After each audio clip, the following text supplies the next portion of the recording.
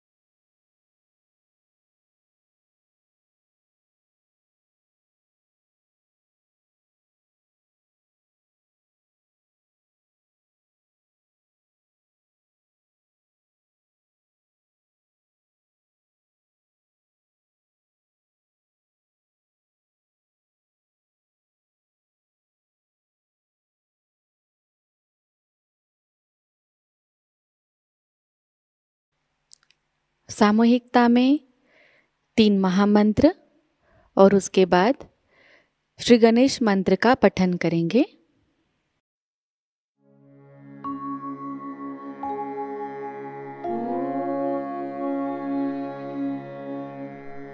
त्वमेव साक्षात्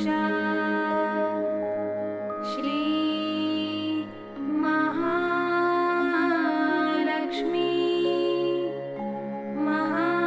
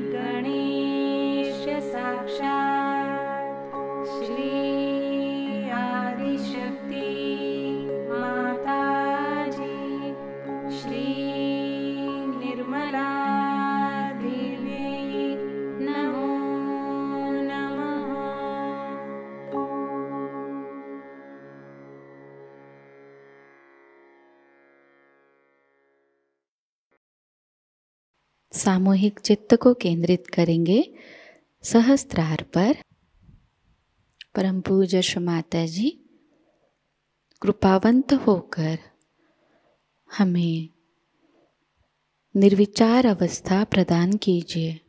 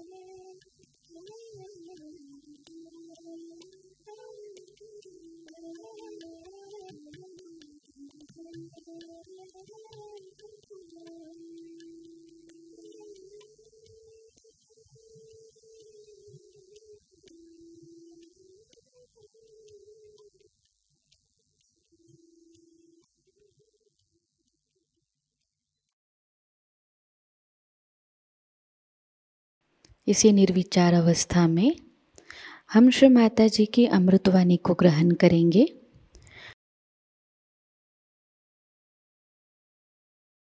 अब इसी तरह से ये 3 गुण हमारे अंदर है। इच्छा शक्ति से जो हमारे अंदर गुण आता है वो तमोगुण, और जो क्रिया शक्ति से हमारे अंदर उत्पन्न होता है वो रजोगुण, और हमारे धर्म की शक्ति से जो हमारे अंदर गुण उत्पन्न होता है वो है सत्वगुण। इस प्रकार हमारे अंदर 3 गुण हैं, और इन्हीं तीनों गुणों के हेर फेर से, जैसे अंग्रेजी में क्या, परम्यूटेशंस एंड कॉम्बिनेशन से ही अनेक जातियां तैयार होती। ये चाहे आप अपने को हिंदू कहे, मुसलमान कहे, ईसाई कहे, कोई फर्क नहीं पड़ता, सब एक जैसे। अब देखिए इंसान में भी कितनी चीजें जो हैं एक जैसी, सब हंसते एक जैसे हैं, रोते एक जैसे, सिर्फ भाषा का फर्क है, सिर्फ भाषा का फर्क है। इस वजह से हम समझ नहीं पाते कि सारी सृष्टि चराचर में जो एक ही ब्रह्म तत्व रहता है, वही ब्रह्म तत्व जो है उसकी ही भाषा अनेक हो जाती है। माने प्याले अलग हो गए, लेकिन उसके अंदर जो अमृत है वो सब जगह एक ही। अब झगड़ा लोग ये करते हैं कि प्याले ठीक है कि अमृत ठीक है, झगड़ा ये। असल में दोनों ही ठीक है। कुछ कुछ ऐसे भी प्याले भगवान बना देते हैं कि उसमें पूरा की पूरा अमृत बैठ जाता है।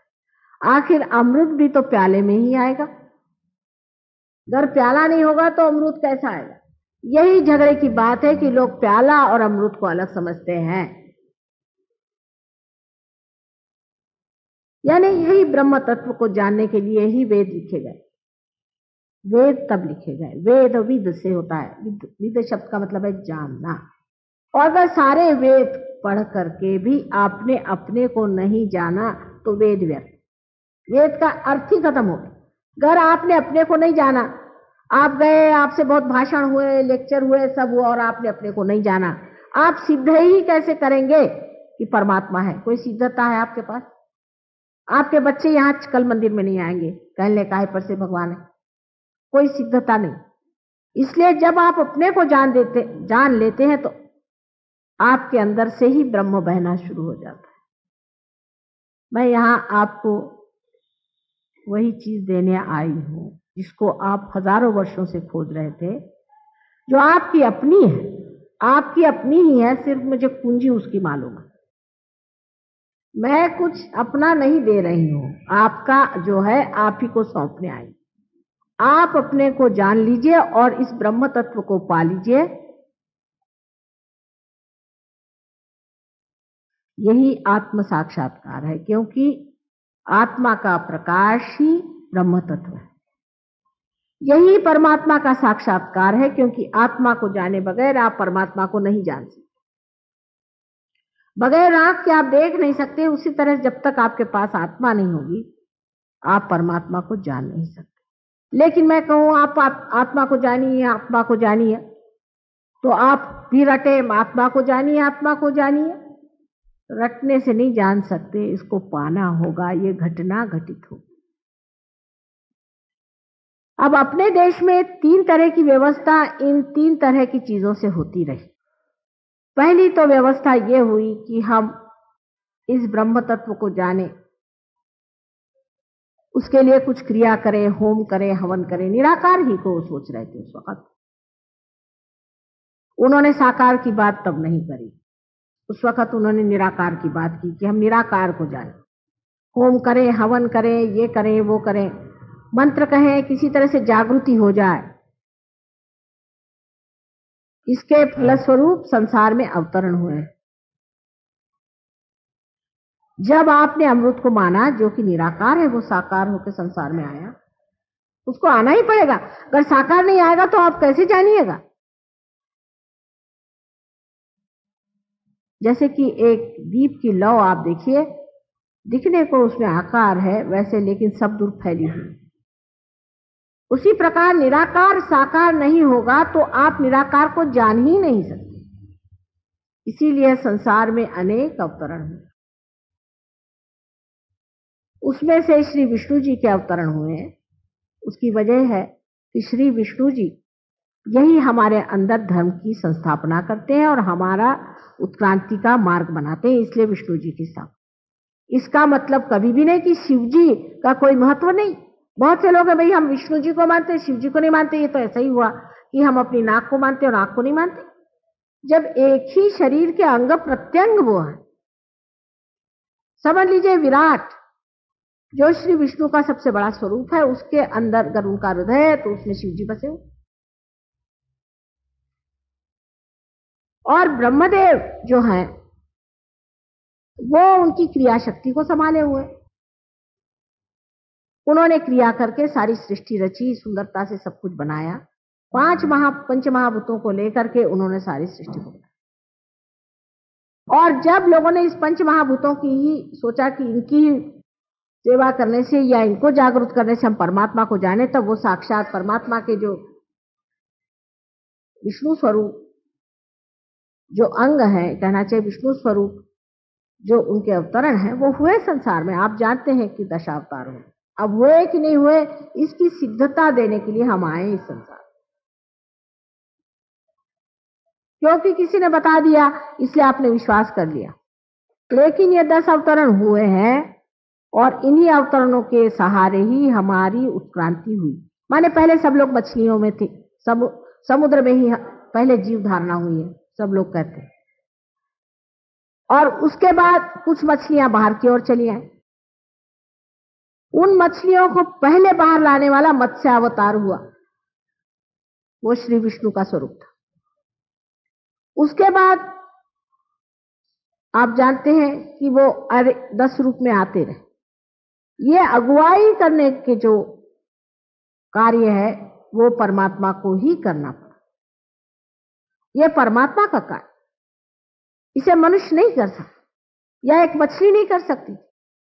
इसलिए पहले जो अगुवाई करने का काम था उसके लिए साक्षात परमात्मा संसार में अवतरित हुए, इसमें कोई शक नहीं।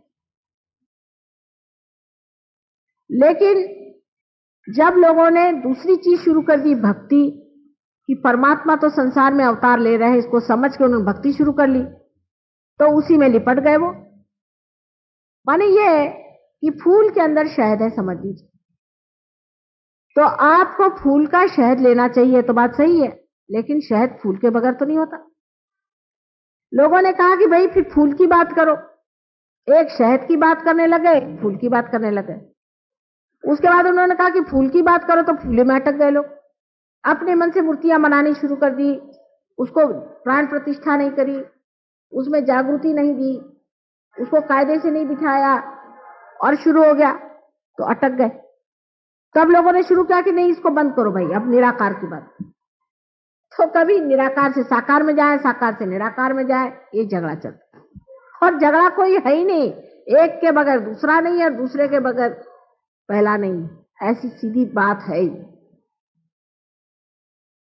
क्योंकि दोनों ही बातें बन गई, एक ने फूल की बात करी और एक ने शहद की करी, और दोनों ही बातें ही रह गई, बातें ही रह गई, बातें ही रह गई, आज तक बातें ही रह गई। तो दोनों ही बात सही है, वो भी सही है और ये भी सही है। उसका खंडन इसलिए हुआ, उन्होंने खंडन इसलिए किया कि जब जनसाधारण में देखा कि एक तरफ खूब बह के चले जा रहे, तो उनको खींच के दूसरी तरफ ले आए, बाबा यहां ठिकाने से। जब इस तरफ में बहुत बह के चले जा रहे, तो उनको फिर इस तरफ ले आए।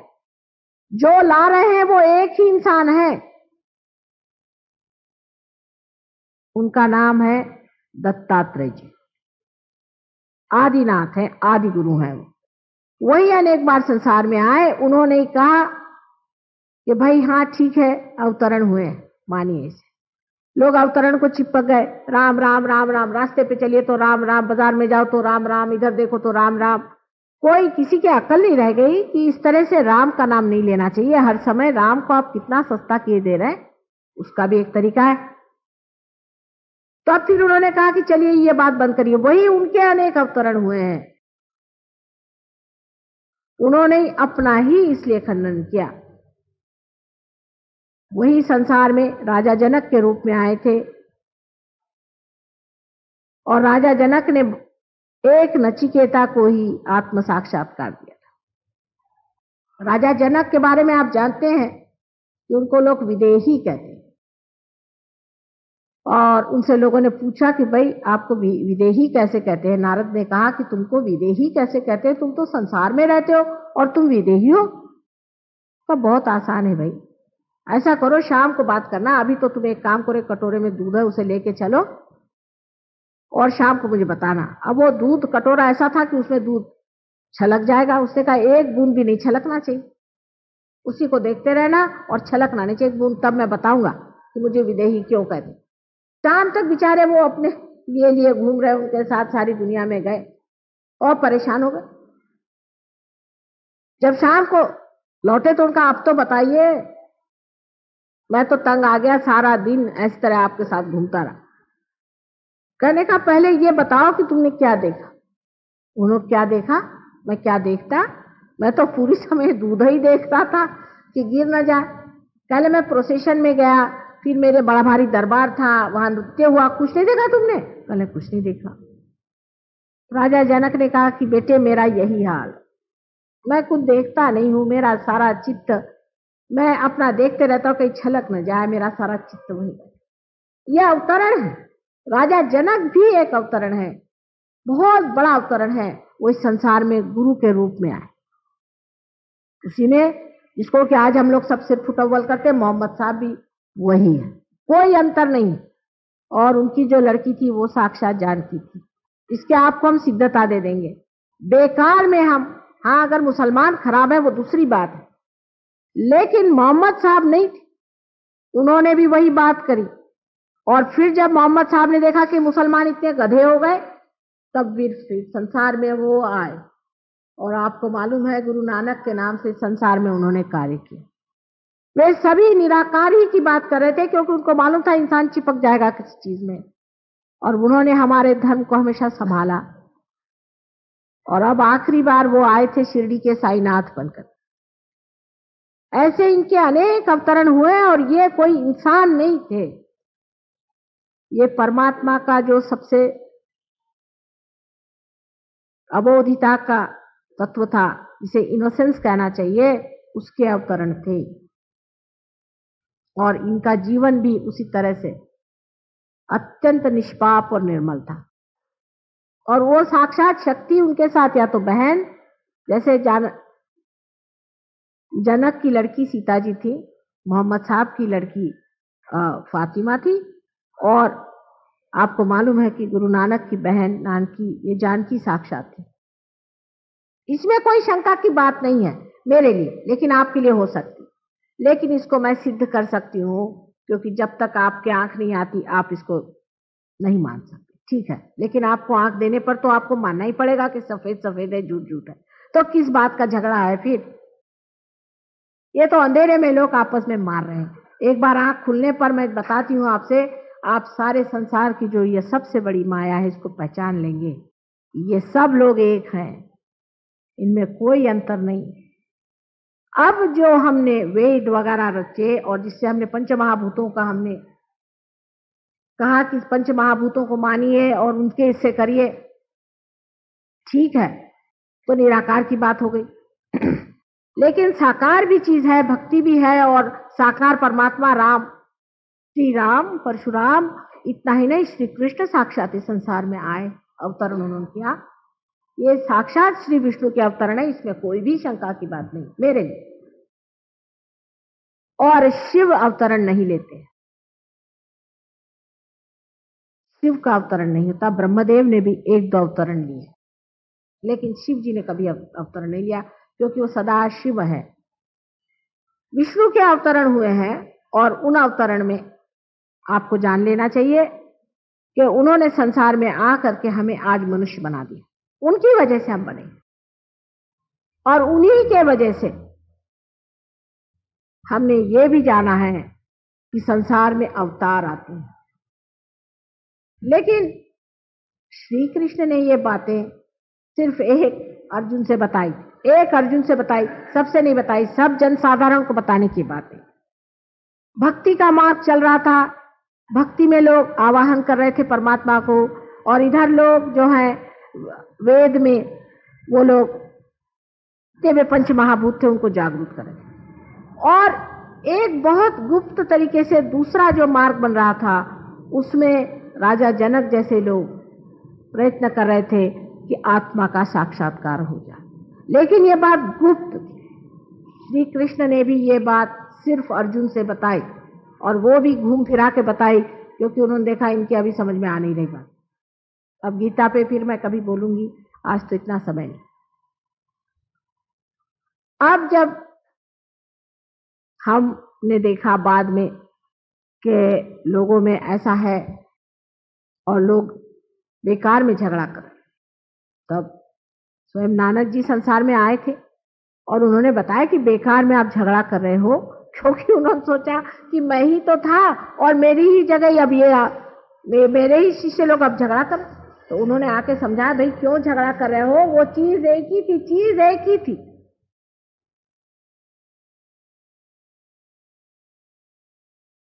अब जो ये गुप्त रूप से काम हो रहा था, वो उसके बाद आपको आश्चर्य होगा, बहुत आश्चर्य की बात, कि उस वक्त में जो 2 बच्चे पैदा हुए थे सीता जी के, इनको लव और कुश कहते हैं। आपको आश्चर्य होगा, अभी भी आप पता नहीं इसका लोगों को पता है या नहीं, लेकिन हमको तो पता है। आप पता करें कि दोनों हिंदुस्तान छोड़ के उत्तर की ओर चले गए। उसमें से लव जो थे ये कॉकेशस की तरफ में गए और जा करके इन्होंने वहां राज किया, और इसीलिए रशिया वगैरह में स्लाव कहते हैं, स्लाव स लव, इसलिए स्लाव कहते हैं, स्लाव कहते हैं उनको, उनकी भाषा ही स्लाव है। और कुश जो थे वो चाइना की तरफ गए और उन्होंने अपने को कुषाण कहलाए। पता नहीं इन लोग को भी पता है कि नहीं कि लव और कुश की खानदानों और आपस में लड़ रहे हो बेवकूफ जैसे। दोनों ही लव और कुश के खानदान हैं, एक स्लाव कहलाते हैं, कुषाण कहलाते हैं, और दोनों में ही सारे संस्कृत शब्द है। अगर आप देखें तो रशियन भाषा में इतने संस्कृत शब्द है जरा बिगाड़े हुए, जैसे वो कोई चीज को कहेंगे बहुत अच्छा है, या किसी को मिलेंगे तो नमस्ते करेंगे तो कहेंगे खरोश, हरोश शिवाय। उनके इसमें प्रवदा, उनके आपने सुना होगा न्यूज़पेपर, प्रवदा, वद, अपना वद वेद से वद, प्रवदा, प्र माने जिसे कहना है जागरूक, एनलाइटन। उनकी सारी भाषा में आप देखिए सारा संस्कृत पे ही। इधर आप, मैं चाइना गई थी, मुझे अब भी वहां के सारे ही शब्द संस्कृत पे बसे, लेकिन वो भी नहीं जानते कि हम भाई बहन हैं, मूर्ख जैसे लड़ रहे हैं। क्या कर, कौन उनको समझाए कि तुम दोनों जुड़वे भाई के लड़के हैं, और क्या कर रहे, किस चीज के लिए लड़ रहे, इससे कोई तुम्हारी मां को सुख होने वाला है? अब जो ये बीच की धर्म व्यवस्था हमारे अंदर बनी हुई है, जिसमें अवतरण होते गए और बहुत ही गुप्त रूप से होता गया, उस वक्त यही दोनों बेटे इस संसार में बार बार पैदा हुए। उसके बारे में लोगों को मालूमात नहीं, लेकिन झगड़ा करने में हम लोग बहुत होशियार हैं, लेकिन उसके बारे में मालूमात नहीं, क्योंकि हिस्ट्री में इस बात को कोई लिखता है। बुद्ध और महावीर ये दोनों बेटे थे, यही दोनों बेटे बुद्ध और महावीर बन के आए, और हम लोग झगड़ा कर रहे हैं। अरे अगर हिंदू राम को मानते हैं तो उन्हीं के ये दोनों बेटे हैं, झगड़ा किस चीज का कर रहे हो तुम? और थे कि नहीं उसकी हम आपको सिद्धता दे सकते हैं। अब बहुत से लोगों का ये कहना है कि ये चीज किताब में लिखी नहीं। हर एक चीज किताब में लिखने लायक होती भी नहीं। किताब पढ़ के आप पूरी बात, गीता तो मेरे समझ में बहुत ही कम लोगों के समझ में आई है। उसका बहुत ही सिंपल सी बात है, बहुत ही सीधी सी बात है, किसी की खोपड़ी में आई नहीं, सबके खोपड़ी पे से चली गई। तो इसमें यह समझ लेना चाहिए कि मैं जो बात कह रही हूं उसमें से बहुत सी बातें आपको किताबों में भी नहीं मिलेंगी, क्योंकि मैं जानती हूं, मैं आपसे बता रही हूं, और इसकी मैं आपको सिद्धता दे सकती हूं कि ये बुद्ध और महावीर जो थे, ये कोई दूसरे नहीं, श्री राम के लड़के लव और कुश थे। वो अपने ही थे, कोई पराये नहीं थे। अब कोई कहते कि हम बुद्ध धर्मी हो गए, हम जैनी हो गए, अरे हुआ है कौन, सब सनातन ही है। जब आप कहते हैं हम सनातन है तो सोचना भी चाहिए कि सनातन का आंचल बहुत बड़ा है, तो उसके नीचे सब लोग आ गए, कोई छूटने वाला नहीं है। यही बुद्ध जबकि आए संसार में, इन्होंने सिखाया कि आप मूर्ति पूजा नहीं करो, ये नहीं करो, वो नहीं करो, क्योंकि लोग मूर्ति पूजा की हद कर दी थी उन्होंने। इसलिए जब सिखाया और जब देखा कि वो चीज पूरी तरह छूट के बुद्ध धर्म इतना बुरी तरह से फैल गया और उन्होंने इतनी बेवकूफियां शुरू कर दी, तो खुद उन्होंने ही इस संसार में जन्म लिया, और वही हमारे हिंदू धर्म के संस्थापक, जिन्हें हम मानते हैं आदि शंकराचार्य, वही थे। ये बुद्ध ही थे, फिर से आए अपना ही खंडन करने के लिए, क्योंकि इन बुद्धू लोगों को कौन समझाए। बुद्ध माने जागरूक, जिसने जान लिया सो। कितने बुद्ध हैं बुद्ध, बेवकूफ जैसे वो, उनसे कहा कि पूजा नहीं करो, तो एक दांत लेकर के बैठ गए, फलाना लेकर के बैठ गए, उसी से झगड़ा। इंसान को कोई ना कोई बहाना चाहिए झगड़ा करने का। और सब में एक ही तत्व है, सब में एक ही तत्व है, पर झगड़ा पता नहीं क्यों कैसे ढूंढ लेते हैं, कोई ना कोई बात झगड़े की ढूंढ लेते हैं। आदि शंकराचार्य ने कहा था, न योगे न सांख्ये न, योग सांख्य से कुछ नहीं होने वाला, मां की कृपा से ही सब कुछ होने वाला है। उन्होंने बहुत बड़ी किताब एक लिखी थी, विवेक चूड़ामणि। पता नहीं आप लोग पढ़ते हैं कि नहीं, पढ़ते होंगे जरूर, क्योंकि आप सनातन धर्मी हैं।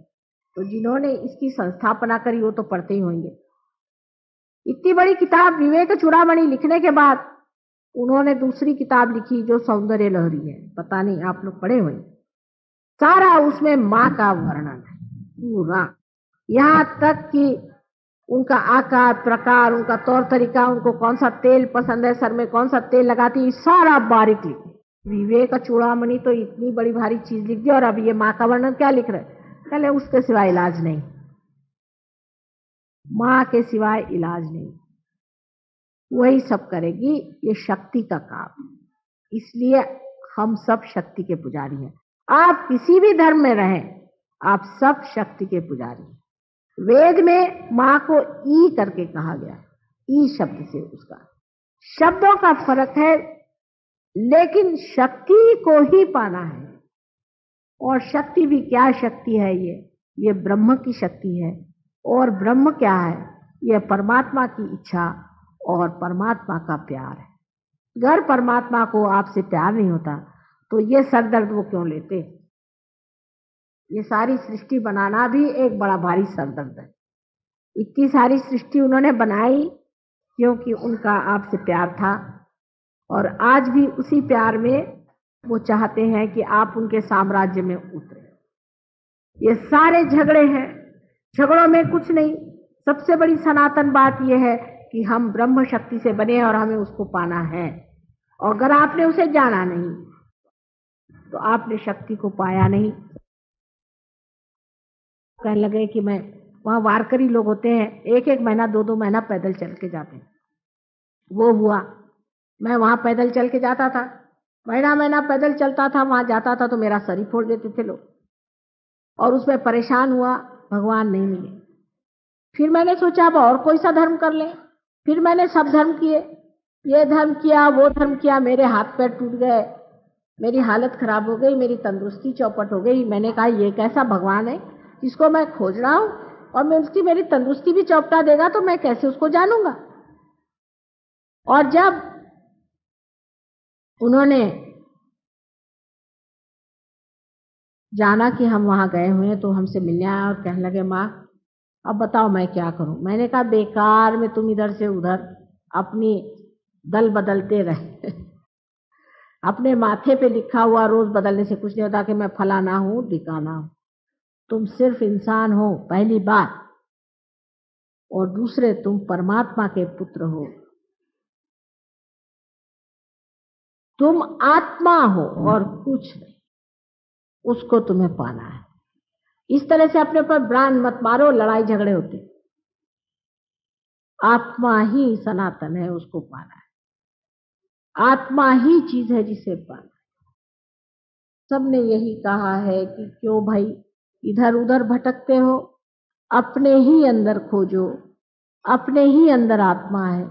जब आप आत्मा को पाइएगा तभी आपको पता होगा कि इन सब मूर्तियों का भी क्या अर्थ है, ये क्या चीज है और इसका हमारे अंदर स्थान कहाँ है, उनको जागरूक कैसा करना है, इनको जागरूक कैसा करना है, इनकी प्राण प्रतिष्ठा कैसे करना। तो सिर्फ ब्रह्म की बात ही नहीं है, ब्रह्म का पाना है, और उसके बाद इस सारे ब्रह्म विद्या को आपको पूरी तरह से जान लेना। सारी ब्रह्म विद्या आप जान सकते, यही सहज योग है। इसको सहज कहते हैं क्योंकि सहज आपके साथ पैदा हुआ। आपके अंदर कुंडलिनी शक्ति है जो आपके साथ पैदा हुई, ये जीवंत है, कोई मरी हुई चीज नहीं है, जीवंत है। जैसे कि अंकुर होता है उस तरह से आपके अंदर वो स्थित है, वो जागृत हो जाती है, और वो जागृत होने के बाद आपके अंदर से ठंडी ठंडी हवा जैसी चैतन्य की लहरियां, जिसका वर्णन आदि शंकराचार्य आदि सब ने किया हुआ है, ईसा मसीह ने भी किया है, वो बहने लग जाती है और आप अपनी शक्ति को प्राप्त होते। और उसके बाद इस ब्रह्म को प्राप्त करने के बाद आपको ब्रह्म विद्या जाननी। हिंदुस्तान में भी सहयोग बहुत जोर से फैल रहा है, लेकिन इसका ज्यादा हिस्सा महाराष्ट्र में बहुत ज्यादा चल रहा है। इसकी वजह यह है कि संतों की भूमि है और वहां लोगों ने संतों को भुलाया नहीं। नाथपंथियों ने बड़ी मेहनत करी है। आपके यहाँ भी गुरु नानक और कबीर जैसे बड़े बड़े संत हो, लेकिन हम लोगों ने उनको माना नहीं। असल में दक्षिण में महाराष्ट्र में ऐसी बात है कि न जाने कैसे क्यों, मेरी ये समझ नहीं आता। हो सकता कि रामचंद्र जी वहां पैदल चल के गए थे, सीता जी के भी वहां चैतन्य फैले हुए हैं, लेकिन लोगों में जरा इस मामले में गहराई, वो इस बात को जानते हैं। और ज्ञानेश्वर जी ने बहुत साफ साफ लिखा था कि कुंडलिनी नाम की शक्ति हमारे अंदर है और वो अम्बा स्वरूप माता जी जब होंगी तभी आपको उसकी प्राप्ति हो सकती है। आदि अनेक चीजें उन्होंने लिख के रखी है।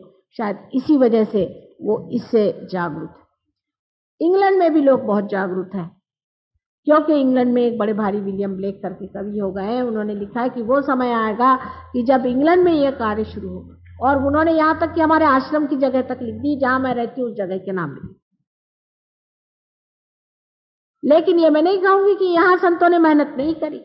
संतों ने बड़ी मेहनत की है। बिहार में मैं गई थी, बिहार में देखा कि सारे चैतन्य भरा पड़ा हुआ। बंगाल में, पंजाब में सारा चैतन्य भरा पड़ा हुआ है। पंजाब तो ऐसा चैतन्य से भरा है, लेकिन मेरे समझ नहीं आता है कि पार्टीशन हो गया, क्या हो गया, पता नहीं। लोगों की श्रद्धा ही टूट गई है और श्रद्धा में एक तरह का नरमाई आता, और उसकी वजह से मनुष्य इस ओर नहीं जाता कि उसे पाना है। वो उच्छृंखल है। थोड़ी देर के लिए भगवान के पास आ गए, वो सोचता बहुत हो गया। रास्ते चलते कोई भगवान मिल गए, बहुत हो गया। उसके बाद उनको अपनी दूसरी परवाह लगी रहे। उसमें कुछ मेहनत करनी पड़ेगी, कुछ उसके प्रति वाकई श्रद्धा से लगना पड़ेगा, इधर ध्यान। इसलिए मैं देखती हूँ जितना फैलाव होना चाहिए उतना होता नहीं। लोग इस पर श्रद्धा से बैठते नहीं, मेहनत करते नहीं। लेकिन मुझे बड़ी खुशी हुई कि पिछली मर्तबा मैं आई थी और इस मर्तबा भी आप लोगों ने मुझे यहाँ बुलाया और इतनी श्रद्धा के साथ आपने मेरी बातचीत सुनी है और इसे पा भी लीजिए। पूरी तरह से पा करके मैं तो चाहूंगी कि यहाँ पर आप कभी भी जब चाहें, हमारे बहुत से सहयोगी लोग रहते हैं जिन्होंने इसको बता खाली इस चीज को माना है और इसको पाया हुआ है। यहाँ पर बहुत से लोग ऐसे हैं जो कि इसको जानते हैं, ब्रह्म विद्या को भी, उनसे भी आप लाभ उठा सकते। बस इतना जानना है कि इसमें कोई भी पैसा या कोई चीज नहीं चलती। परमात्मा को आप पैसे से नहीं खरीद सकते, ब्रह्म को आप पैसे से नहीं खरीद सकते। और जब पाने की बात है तब तो आपको कोई मेहनत भी नहीं करनी पड़ेगी, लेकिन पाने के बाद संजोना पड़ता है। उससे पहले आपको कोई भी मेहनत नहीं करनी। उससे पहले आपके पास है, इसलिए सहज हो जाता है। पर आज सहयोग महायोग की स्थिति में आ गया है, क्योंकि पहले सहज योग जो था जनक के समय में तो एक नचिकेता के ही लिए बना था। उसके बाद एक दो फूल आए, फिर 3-4 और फूल आ गए। लेकिन आज वो समय है जब बहार आ गई और इस बहार में अनेक फूल फल होने वाले। सिर्फ आप अपनी तह तक, अपनी गहराई तक उतरी। असल में होता क्या है, अब देखिए औरतें चली जा रही, इसका क्या मतलब है कि इनमें गहराई नहीं है बिल्कुल। कि चीज को पालो, मैं कहती हूँ, पा करके और उसमें थोड़े गहरे थोड़े से गहराई में उतरना चाहिए। और उस गहराई में आपका सारा पूर्व जन्म का पुण्यकृत है, उसमें आप फिर समाये। पहले थोड़ी सी मेहनत करके उस गहराई में उतर जाइए और उसके बाद वहां जो पूर्व संचित जितना कुछ है उसे आप पाइएगा। लेकिन इस तरह से लोग क्या है, एक माता जी का भाषण सुन गए, दूसरे का सुन गए, इस तरह से जो लोग करते हैं, ऐसे लोगों के लिए सहयोग नहीं है। पर इसका नुकसान बाद में होगा। अभी इसके जो फायदे हैं उसे लेना चाहिए। इससे अनेक फायदे होते हैं। आप जानते हैं, यहाँ पर एक देवी जी बैठी, उनका लड़का एकदम पागल जैसे था, अभी आई हुई है, उसके एकदम पागलपन ठीक हो गया। कितने ही लोग हैं यहाँ दुनिया में जिनको इससे लाभ हुआ है, जिनकी तंदुरुस्ती ठीक हो गई, क्योंकि ये सारे 7 चक्रों में सारे ही देवता विराजते हैं। वो जागरूक हो जाने से उनका आशीर्वाद मिलता है। आपकी हर तरह के प्रश्न तब टूटेंगे जब आप योग में उतरेंगे। कृष्ण ने भी कहा कि योगक्षेम वहाम्यहम्। योग से पहले आप भगवान से आके कहे भगवान ये कर दो, आपका संबंध ही नहीं हो भगवान से, तो क्षेम कैसे होगा? फिर आप कहे मैं भगवान से गिड़गिड़ाता रहा, भगवान ने मेरा काम ही नहीं करा। पहले आप कनेक्शन करा लीजिए, कनेक्शन के बाद आपको कहना भी नहीं पड़ेगा। फिर क्षेम, क्योंकि उनके साम्राज्य में आ गए, आप उनके नगर के वासी हो गए, तो वो आपको संभालेंगे और देखेंगे। और देखते ही यहाँ हर एक सहयोगी आपसे बताएगा, एक एक अगर आदमी लिखने जाए तो इतनी बड़ी पोथी लिख के रख सकता है कि कितने चमत्कार हुए। ऐसे ऐसे एक्सीडेंट हुआ है कि लोग 80-80 फुट पर से गिर गए और जैसे कि किसी ने उठा लिया हो। बहुत बड़ी बड़ी बातें हो गई हैं, वो सब बताने बैठूं तो उसका कोई अंत नहीं। आज आपके मंदिर में प्रदेश से भी बहुत से लोग आ गए। ये गणेश की पूजा करें और ये शिव जी की पूजा करें और ये विष्णु जी की पूजा करें, इसलिए नहीं कि मैंने उनसे कहा है, इसलिए क्योंकि वो जान गए कि ये बात सही है। वो जान गए, उनके अंदर जो चीज है उसे जान गए हैं। उंगलियों पे आप महसूस कर सकते हैं कि आपके कौन से चक्र पकड़े हुए हैं और उन चक्रों पे कौन से देवता हैं। इसको आप जान सकते हैं और आप पूछ सकते हैं कि ये देवता है या नहीं। इतना ही नहीं, आप लोग भी अब मोहम्मद साहब को जानेंगे, ईसा मसीह को जानेंगे। जिन्होंने जो कुछ नहीं जाना वो और जान जाएंगे, और ये लोग जितना जानते हैं आप लोग नहीं जानते। वजह यह है कि इन लोगों में हम में यह फर्क है कि हम योग भूमि में रह रहे हैं। इस भारतवर्ष की जो छत्र छाया है उसमें हम लोग पट से पार हो जाते हैं, कोई समय नहीं लगने वाला। आप सबके सब बहुत जल्दी पार हो जाएंगे, मुझे मालूम है, मैं जानती हूँ, एक क्षण भी नहीं लगने वाला। लेकिन चलने नहीं वाला हो, क्योंकि जो चीज आसानी से मिल जाती है उसकी कदर नहीं करती। और इन लोगों पे एक एक पे मैंने 3-3 महीने हाथ तोड़े, तो इनको बड़ी कदर है। ये गहराई में उतर गए उसके, ये गहराई में उतर गए उसके, इन्होंने उसको बिल्कुल ब्रह्म विद्या को साक्षात कर लिया। तो जो भारतीय, जो कि अनेक जन्मों के पुण्यों से इस भारतवर्ष में पैदा हुआ है, वो इनसे कम पड़ जाता है। और ये पुण्य आपके पास बहुत है, क्योंकि आप अपनी गहराई नहीं छू पाते। ये मैं आपसे पहले ही आगाह कर देती हूँ कि पार करने को तो मैं कर दूंगी, लेकिन आगे का आपको देखना होगा। आगे जो मेहनत है वो आपको करनी पड़ेगी। अगर नहीं करी तो जो पाया सो खो जाएगा। होता है अनेकता, अनेक लोगों का ऐसा होता है। मैंने देखा एक साहब आए थे, बड़े चिल्लाने लगे, एक बड़ी भारी आंगन में प्रोग्राम हो रहा था। माता जी मेरे तो एकदम अंदर से आग आग निकल रही, मेरे अंदर मैं मर रहा हूँ, आप मुझे ठीक करिए। सारे बदन में इतने इतने ब्लिस्टर्स और क्या क्या है। मैं कहा अच्छा आते हैं। बहुत लोग थे, भीड़ भाड़ कुछ करते करते उनके पास पहुंचे। उनकी कुंडलिनी जागरूक करने से 5 मिनट के अंदर उनका सब कुछ ठीक हो गया। 5 मिनट के अंदर। वो अभी भी हैं यहाँ दिल्ली। उसके बाद कभी वो आए नहीं, कभी उन्होंने पता नहीं करी, कुछ नहीं किया। एक दिन मैं बाजार गई थी कोई चीज खरीदने, वहां मिले, अरे एकदम से पैर छुआ। मैंने कहा कौन भाई? पहले मैं भूल गए आप। मैं कभी मुझे तो याद नहीं कौन, मुझे याद भी नहीं रहता सच बात। फिर उन्होंने बताया बात। पहले माँ मैंने आपका फोटो मेरे मोटर में भी रखा है, मैंने अपने मन में भी रखा है, मैं आपको शरणागत हूँ, ये है वो है। मैंने कहा भाई देखो, सहयोग जो है ये सामूहिक काम, अकेले का काम नहीं है कि आप घर में ले गए या जंगल में बैठ करके, उसमें नहीं। जहां 10 लोग बैठेंगे वहीं हम रहेंगे, और जहां एक अकेला सोचेगा कि माँ को हम हत्या ले तो हम हाथ आने वाले नहीं। ऐसे हमें लोग नहीं चाहिए, वो चाहिए जो सब मिलकर के काम करे।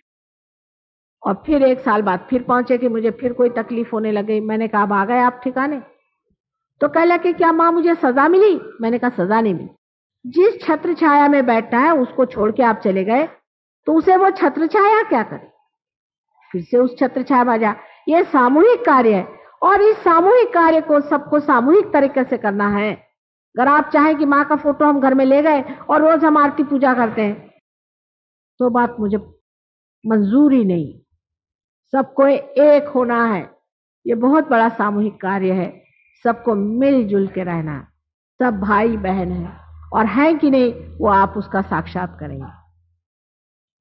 जो लोग सहयोग में इस तरह से ब्रह्म विद्या को पाते हैं, उनके बहुत से प्रश्न दूर हो गए, उनकी तंदुरुस्तियां ठीक हो गई, उनके मन ठीक हो गए, खानदान ठीक हो गए, आपस के रिश्तेदारियां ठीक हो गई हैं, और सबसे बड़ा तो उनका लक्ष्मी तत्व भी जागृत हो गया है, जिससे बहुत रईस तो कोई नहीं होता, इसमें कोई चीज बहुत नहीं होती, अतिशयता तो होती ही नहीं, लेकिन समृद्ध हो गए, समर्थ हो गए हैं और आनंद में रह रहे हैं और दूसरों का भला कर रहे हैं, अपने को भी ठीक रखें और दूसरों को भी ठीक रखें। सहयोग में पार होने के बाद आप लोगों की जागृति कर सकते हैं और लोगों को पार करा सकते हैं। ये शक्ति आप में, कोई भी हो, पढ़ा लिखा नहीं हो, कुछ नहीं, उससे फर्क पड़ता। कौन साधु संत पढ़े लिखे थे, इसको पढ़ने की जरूरत नहीं, ये अंदर होता है। आजकल संसार में बहुत से बड़े बड़े लोग जन्म ले रहे हैं, बहुत से बड़े बड़े जीव जन्म ले रहे हैं, और ये लोग सब पैदाइशी ही पार हैं और वो जानते हैं कुंडलिनी का शास्त्र। यहाँ भी बहुत से बच्चे ऐसे हैं कि बचपन से कुंडलिनी शास्त्र जानते हैं। हमारे भी ये है नातिन है, और हमारे 3 तो नातिन है और एक लड़का है, वो भी चारों की चारों पार है और बचपन से ही ये कुंडलिनी का पूरा शास्त्र जानते हैं, उनको मालूम। छोटे छोटे बच्चे भी, बड़े 6-6 महीने के बच्चे भी आपको दिखा देंगे। अभी एक लड़की लाए थे, पार है 6 महीने की, वो भी बता रही थी कौन सा चक्र पकड़ रहा है, बराबर उंगली मुंह में डालती थी और बराबर बता रही थी कौन सा चक्र। इतने ज्ञानी लोग आज पैदा हो रहे हैं, और उनको जानने के लिए पहले आपको ऐसे माँ बाप बनना चाहिए, या नाना नानी या बाबा दादी बनना चाहिए कि जिससे आप उनको समझ सकें। और बहुत बड़ा काम संसार में होने वाला है और उसकी तैयारी करें। आज यहीं तक कहूंगी, और बाद में अगर कभी मौका होगा तो कल की बात कहूंगी, जो अच्छी नहीं इतनी रहेगी, क्योंकि उसमें फिर कोई आपको समझाने वाला नहीं रहे, तो उसमें फिर आखिरी सफाई का मामला है। वो समय आने से पहले ही सब लोग पार हो जाए। जिसके लिए आपने आज तक भगवान को माना, उसका आप साक्षात करें और उसे लें, यही मुझे आप सबसे विनती है। और मैं माँ के रूप में आपको समझाती हूँ, किसी की भी बात का बुरा न माने, और इसको बुद्धि पर न बैठाएं चौखट पे कि माँ ने ऐसा क्यों कहा, माँ ने वैसा क्यों कहा। मैं एक भी बात झूठ नहीं बोलती हूँ, और मुझे आपसे कुछ भी लेने का नहीं, इलेक्शन भी जीतने का नहीं, मेरा कोई लेना नहीं बन पड़ता है, बस देना ही देना है। इसलिए आप इस तरह की बेकार की बातें कभी ना सोचना कि माँ ने ऐसे क्यों कहा, वैसे क्यों कहा, क्योंकि माँ को सच बोलना पड़ेगा। हालांकि बहुत मिठास से बता रही हूँ सब बात, लेकिन हो सकता है कि बुद्धि है ना, मैंने कहा हर चीज को पकड़ लेगी जिससे झगड़ा खड़ा करे, और यह आप ही से झगड़ा आप अपना कर रहे हैं और किसी दूसरे से नहीं, क्योंकि आपको अपनी शक्ति पानी है, आपको समर्थ होना है, और आपको अपनी आत्मा को जानना है, इसमें कोई शक नहीं। और वही कार्य है, उसको उसमें मामले में बेकार के झगड़े अपने ही से मत करें, आप अपने ही से झगड़ा मत करें। आपने पढ़ा लिखा होगा, उसको एक तरफ रख दीजिए। सारे पढ़ने लिखने से भी ऊंची जो चीज है, आत्मा को पढ़ लेना। एक ही अक्षर प्रेम का, पढ़े सो पंडित हो।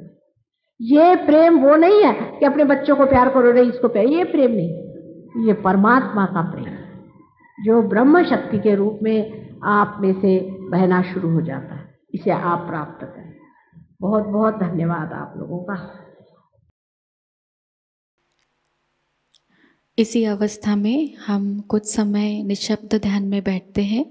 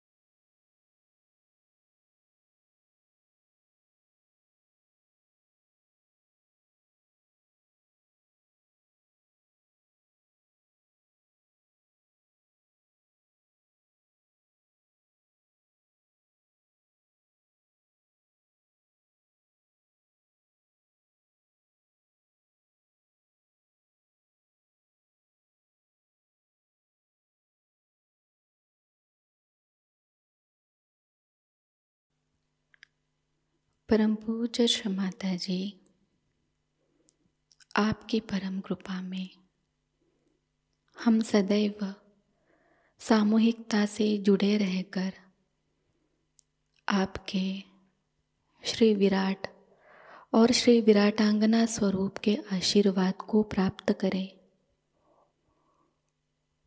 हम सदैव निरानंद अवस्था को प्राप्त करें।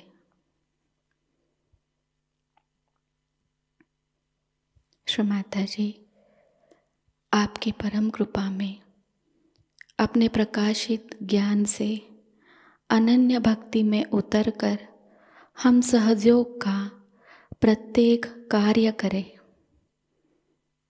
और उस कार्य को करते समय हम अकर्म अवस्था को प्राप्त करें। श्री माता जी, आपकी परम कृपा में हम सब प्रकाश बनकर इस विश्व का आध्यात्मिक उत्थान के मार्ग में मार्गदर्शन करें। कृपावंत होकर हम सबको कुशल संभाषण, दैवी कूटनीति, प्रभावी व्यक्तिमत्व और विवेक प्रदान कीजिए।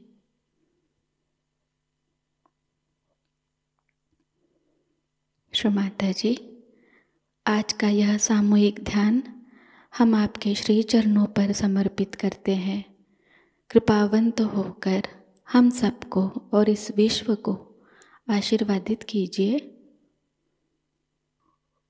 परम पूज्य श्री माता जी को प्रणाम करेंगे और सामूहिकता में कुंडलिनी चढ़ाकर बंधन लेंगे।